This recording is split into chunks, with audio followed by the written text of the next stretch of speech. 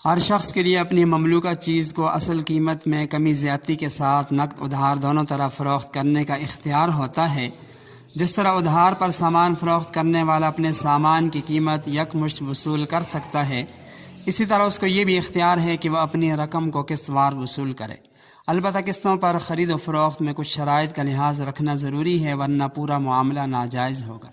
वो शराइत ये हैं कि किस्त की रकम मुतय्यन हो, मुद्दत मुतय्यन हो, मामला मुतय्यन हो कि नकद किया जा रहा है या उधार, अक़्द के वक्त मजमूई कीमत मुकर्रर हो, किसी किस्त की अदायगी में ताख़ीर की सूरत में इजाफ़ा वसूल न किया जाए और जल्द अदायगी की सूरत में कीमत की कमी अक़्द के अंदर मशरूत न हो।